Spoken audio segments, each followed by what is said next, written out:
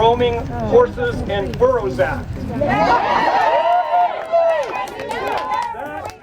That is the federal law that has not been abided by in this case, and we're going to approach a federal judge tomorrow, and we're going to ask him to enjoin the bureaucrats from this action. I ask for your prayers. Yes. I ask for your support. Inundate this entity right here with donations and emails and love and support. Amen.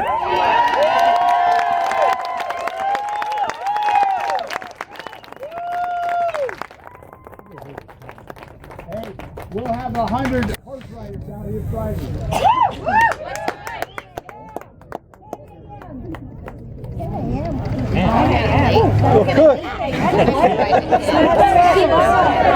If I don't have a truck, you're picking me up, right? Hello everyone. Thank you all so much for being here. Thank you all so much for being here today. This means a lot. Thank you for caring for the wild horses of the Salt River. We are here today to save the beautiful turf. I want the Salt River horses to be preserved in their own natural habitat, because I want my children to be able to still see this beautiful treasure that's been here for years.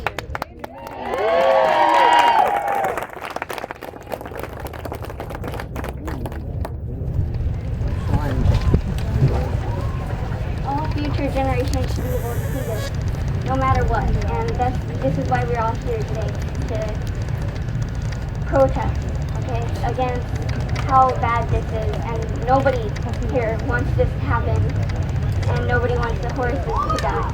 So that is why we're here today. Now, can we all take a moment to turn off their cellular devices, or at least put it on silent? Much, everyone, for showing up in this amazing force and caring about our Salt River wild horses.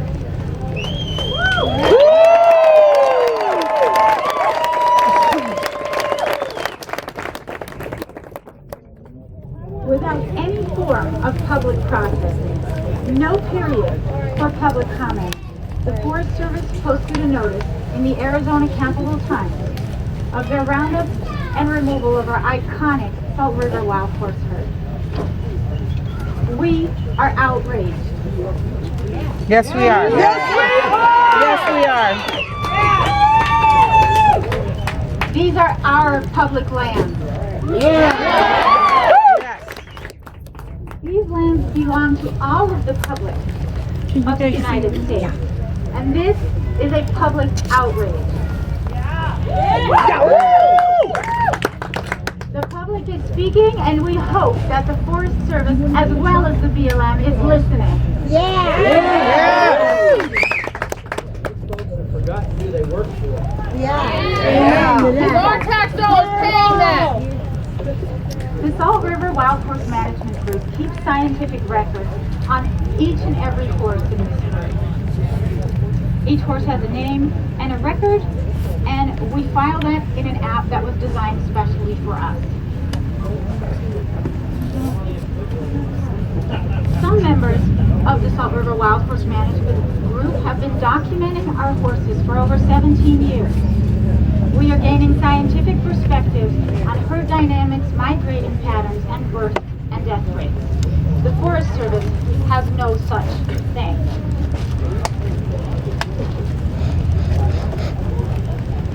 These wild horses are not stray livestock that ranchers have let go just a couple of years ago. And the Forest knows that very well.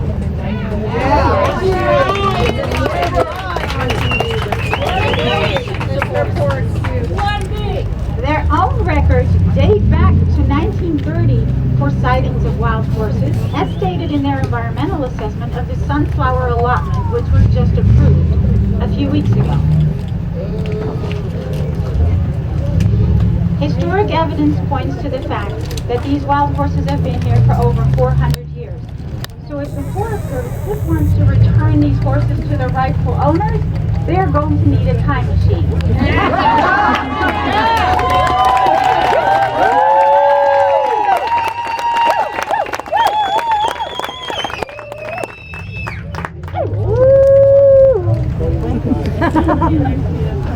They are a piece of living history.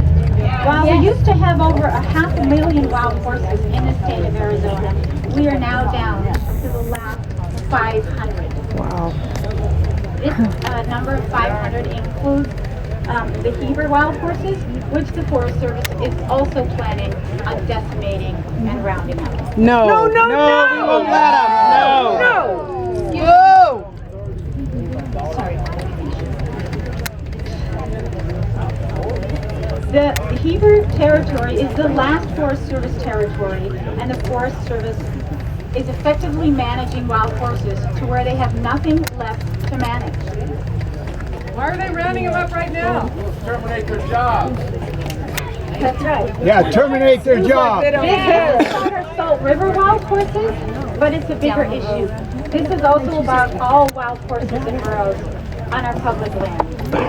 We have less than 30,000 remaining nationally.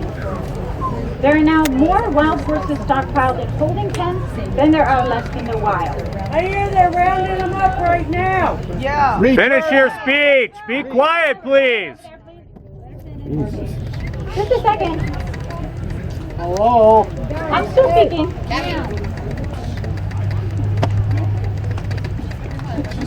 Okay. We have over 32 million deer in America. We have over 1 million elk. We don't see anyone rounding up them with helicopters. That's because they can sell hunting permits. Let there be no mistake about it. There is no overpopulation problem of wild horses and burros. Yes. These wild horses are not a safety hazard. Not one incident has ever been recorded of a person being injured by a wild horse. Not in the history of recreation on these Forest Service lands.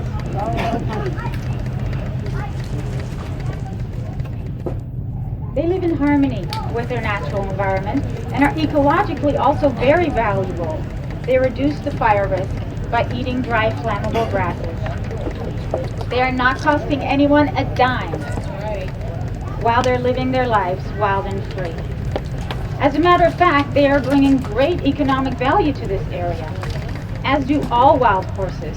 The ecotourism industry is a multi-billion-dollar industry. Should the Forest Service continue with their plan, it would be a robbing of this community and of all of the public of America.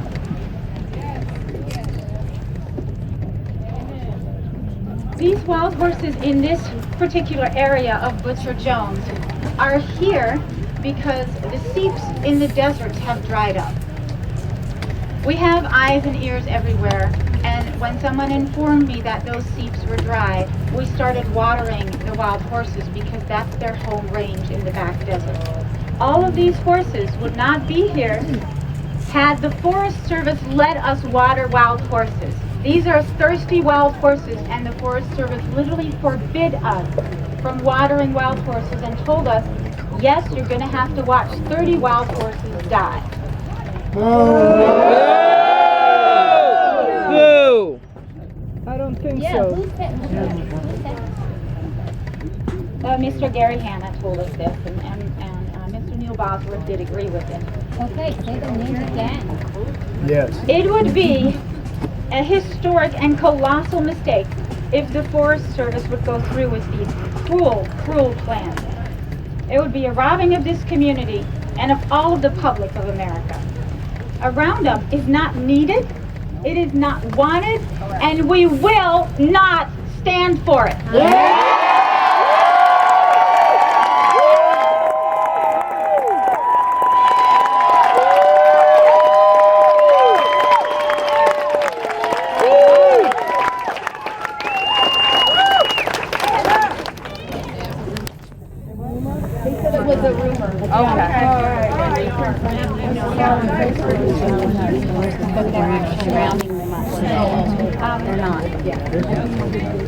I am so honored to introduce you today to our newest board member and my good friend, Amanda Marsh.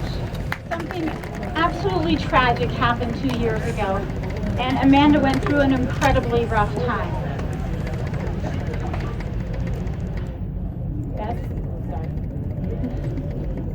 Amanda is here to join us in asking the Forest Service to preserve our herd in the memory of her late husband, Eric Marsh.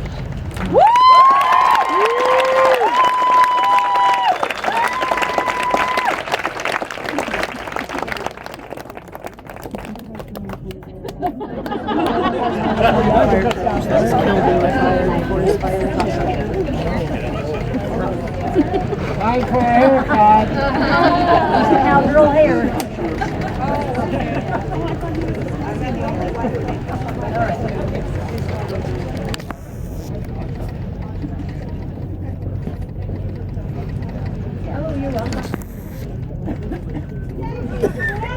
Can you hear me? Yes.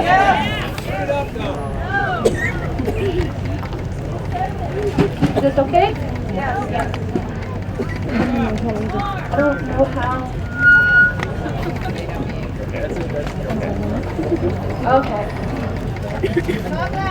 Okay, so I want to first say that I am a former employee of the Forest Service, and I'm not here to speak out against the people who have helped me in the Forest Service at all. What I am here to speak about is that we have an iconic, important herd of wild horses in the Salt River, and they deserve compassionate and humane treatment. And I think that is the most important aspect of this today. And we agree with you.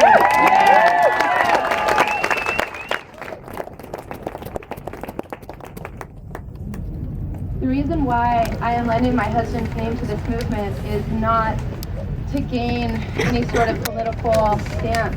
The reason I'm bringing Eric's name to this is because he loved horses. He was an amazing horseman, and he really loved Mustang wild horses. We would be here today together if he was alive.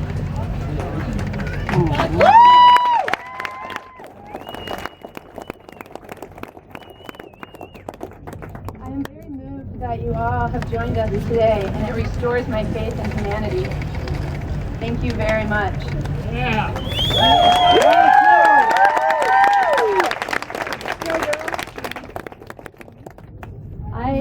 Like I said, I am a former Forest Service employee, and I'm also a former Natural Resources Conservation Service employee.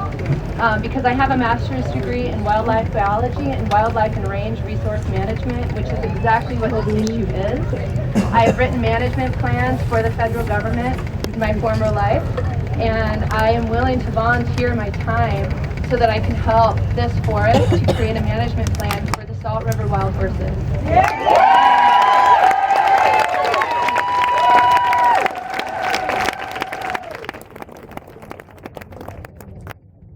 Again, thank you so very much for coming, and I'm very grateful. Thank you. Trying to make this short. So the last person I want to introduce you and honored that is here is Representative Townsend.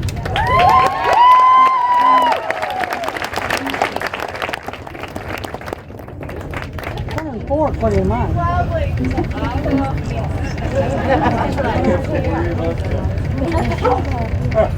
Can't hear you.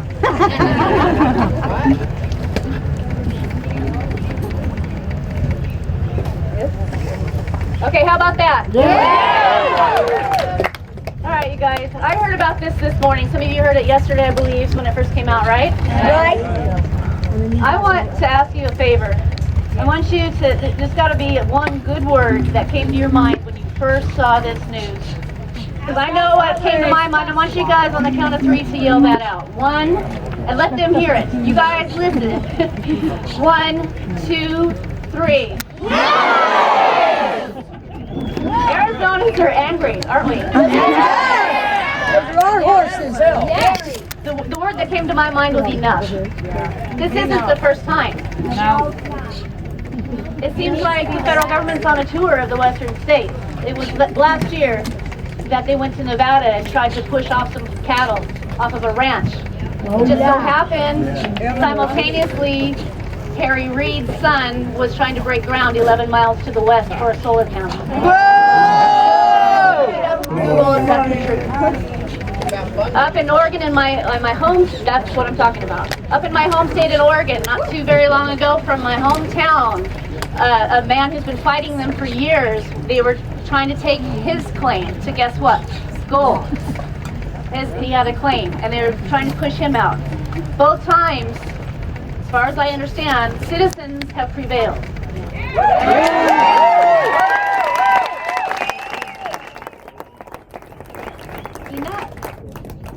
Enough.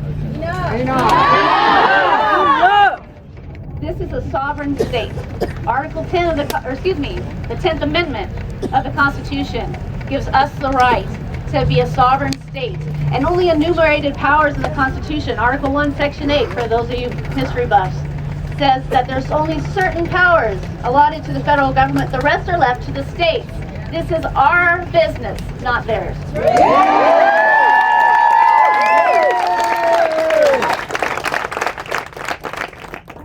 This morning, and I dropped everything.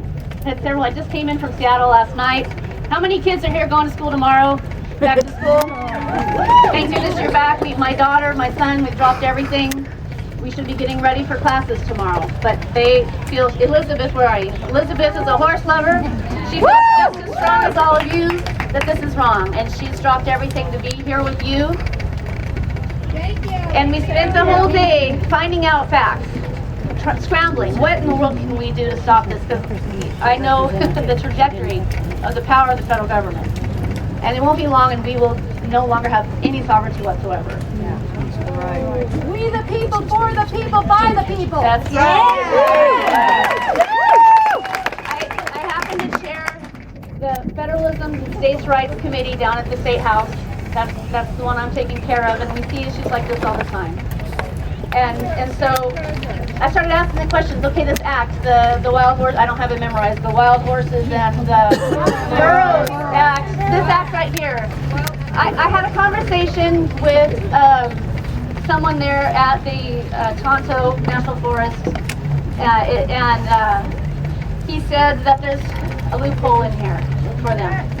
And I want you guys to know about it, because an educated citizenry is a strong citizenry. So we need to know what they're claiming. What they're claiming. No, they are claiming that these horses, at the time that this was enacted, that they went around and cataloged all the horses in the area and designated some as wild, and then if you claimed them, then they were not wild and not protected under here. And they are claiming that these particular horses were claimed by the Indian Reservation, which I've heard was the Salt River Indian Reservation. Waiting to hear back to hear a statement from them to see if they're claiming these horses. I don't think they will. But they are saying that these horses are not protected because they were the ones claimed in 1971 by the Salt River Indian Reservation. I want to know, how do they know that? Yeah. Did we do that in 1971? Do we know that these horses are descendants? I don't know. You guys are the experts out here and can answer those questions, but I want them to prove it. Prove it that they belong to those Indians. So I asked around, can we do an injunction and wait? Because I asked, what can we do then? What can we do? And their answer was, because I said, I'll drop a bill now as soon as I can and designate them as wild horses. And they said, of course, that's a state issue. It has to be done through the federal government, through Congress. And Congress is not back in session until 6 weeks from now. So we need an injunction. What we need is this injunction that they're working on tomorrow. I applaud, it was Mr. Miller, Bill Miller, right?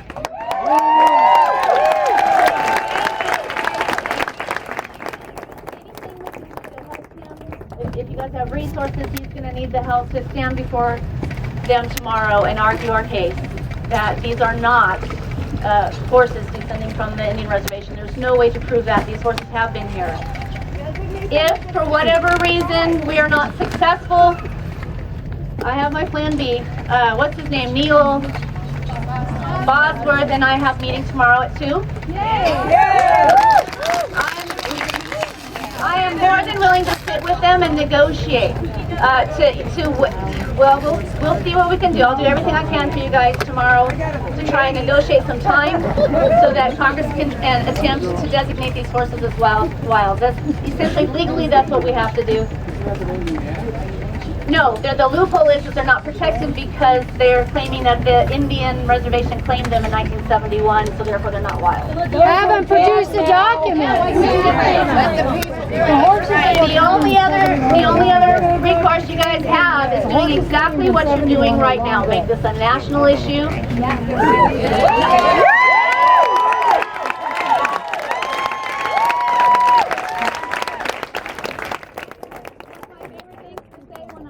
Like this is, and I don't apply this just to me, I apply this to all of us. Not in my Arizona. Hey, just one thing. We maybe have 100 endurance riders and horses here Friday. Right, okay, thank you for reminding me, because this is great, and it's a good show of force, and just a drop of a hat, you're here in the 112 degrees. I applaud you guys. Thank you so much for coming to this. But I want to hear your voices. I want you guys on this microphone telling us how you feel. And so my job as a legislator is to open that opportunity up to you, so you can personally tell them how you feel with your ideas. So Sunday, if you remember my name, Kelly Townsend, go to my Facebook, I'll put it on there, but it's going to be at the Love of Christ Lutheran Church, which is on the corner of Power and Brown, somewhere up there on the east side, at 4 o'clock on Sunday. If you want your voice heard, if you want to stand and tell your story in the microphone, we'll give you a couple minutes each. And please come. And because what we need to do is continue the drip campaign of keep telling them this is not gonna. I'm sorry?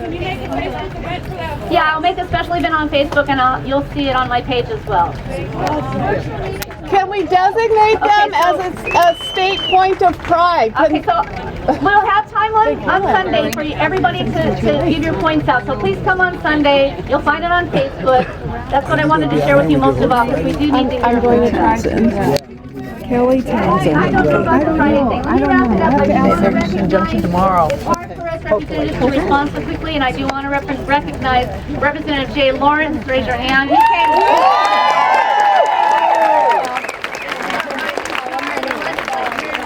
the way out from wherever. Well, the governor, I used to work in the government to stand with you guys. So give them a round of applause.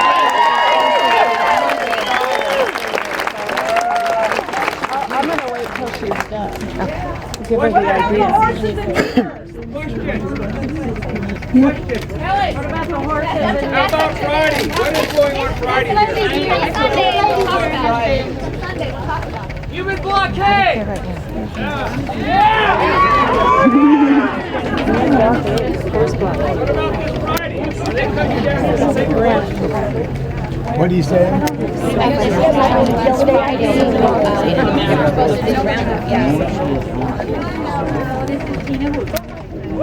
Hello, everybody. I'm looking at all your faces, and I'm so happy everybody's here. There is a convoy out there coming here. Arizona is for the wild horses. We're going to say there's no turning back. It's too late. And I just have this real important thing to say. They want to take the wild horses away from the children. Yes. Why don't we teach the children about the wild horses? All of yesterdays have been tragedies for wild horses. Today is a new beginning for wild horses. Right on!